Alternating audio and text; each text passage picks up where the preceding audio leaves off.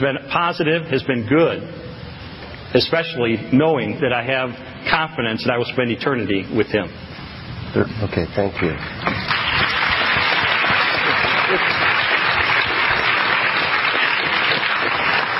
I'm going to do something that moderators often do, and that's going to ask you to hold your applause till the end, or otherwise we'll all be applauding the whole time, because we've got a lot of brain power up here. So please anyway, all praise belongs to Allah. Okay, Christopher, you're next. Oh, good God. I'm not ready. Very well. My first duty, actually it's not a duty at all, it's a pleasure, is to say that when I asked my publishers, when I began this little book, please to arrange that I not just do the New York type book tour, but to go to the places where Christians were and ask them if they would be kind enough to debate with me. Was one of the happiest decisions I ever made. I've been very impressed ever since by the warmth and the generosity and I won't say the tolerance because that would be patronizing, but the right spirit in which my challenge was greeted, most particularly and most early by Pastor Wilson, with whose co-authored work you will find fine bookstores are equipped everywhere, including here today. All right. Now, there was another bestseller just before the First World War. Some of you may even have heard of it. It was a sensational bestseller in the English-speaking world. It was called When It Was Dark, and the author was a man called Guy Thorne. And the mise en scène of the novel is this, that archaeologists digging in the greater Jerusalem area come across a big round boulder, and they roll it away, and there's a tomb behind it in the hill. And on the slab of the tomb is the really quite well-preserved cadaver of someone who has been badly scourged with a horrible whip, who's had nails driven through his hands and his feet, who has a terrible wound in his side, and who has a crown of thorns pressed down very hard on what's left of his scalp. And this is an absolutely certain discovery. Or so it is reported on the wires of the London Times, which first prints it, and then the story spreads around the world. And as the story spreads, darkness descends. People cease to care for their wives or their children. To coin a phrase from, I think, Lady Bracknell, they start doing it in the street and frightening the horses. They borrow and they don't return the money. They take money. They help themselves. There are no standards left. It's all over. Until it's revealed that this was a cruel hoax and imposture, probably a Jewish one. And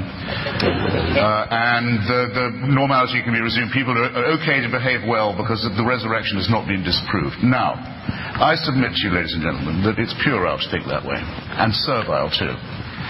That if it could be shown, as I cannot in fact, that the story is entirely, not just partially, but entirely legendary and mythical, I believe I could get quite close to doing that. I do not believe that any one of you would start behaving worse. I don't know you, but I love you as if you were my brothers and my sisters, as I am quite entitled to do without being in communion with you. And I have the feeling you could survive that news and still be decent to your friends, and a great river of support and strength to your families, and still feel solidarity with other humans you hadn't even met, because you know that without that we couldn't have evolved, and we couldn't survive as a species. And I submit that as a proper basis for ethical study, and in the belief that the proper study of mankind is man. I do think that Jesus was on the mythical verge of where history starts and prehistory ends. There will never be anything like conclusive proof, but I don't mind, because the more that the fabrication is uncovered, and many of the stories about him are known to have been untrue, the more one is impressed by people's wish that it be true at the time. And the more one feels that all this invention and all this fabrication wouldn't have been worth it if there'd never been any such person. Paradoxically, the more effort that goes into the myth, the more you think, well, maybe there was a King Arthur after all, that it isn't just legend. But that this person was the Son of God, and proves it by having a virgin for a mother and by being resurrected. These things are incoherent. Someone could have a virgin for a mother and not be the Son of God. Every prophet, every holy person ever born, right up to and including Kim Jong-il, has had miraculous scenes at the birth, usually involving the unlikelihood that the mother ever had a sexual intercourse. That's commonplace. Resurrections are repeatedly, Douglas sometimes describes them as resuscitations to distinguish them, because these people go on to die again. But nonetheless, 30 seconds. Other people dying is known to have happened in the Greater Jerusalem area at that time, whereas asserted to do so. It might not prove anything on its own. All right, now I've really got to be quick. Does it do any good? In the last week, the Pope has gone to Africa and said, AIDS may be bad, but condoms might be worse.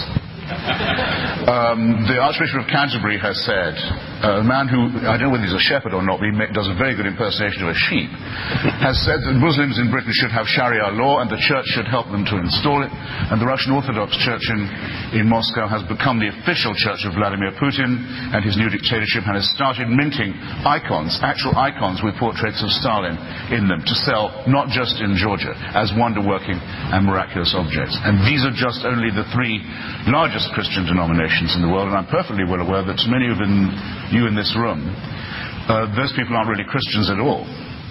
Hands up who doesn't think the Pope is a Christian, or that the Greek Orthodox Pope is a Christian, or that the Archbishop of Canterbury is really a spiritual leader. You're not putting up your hands, but you know who you are.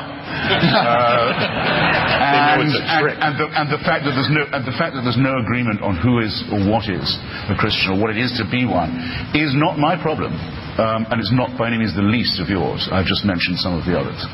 Thanks for having me. Thank you. Don't even think about it. You can laugh, you can cry. I try both. No clapping. Okay.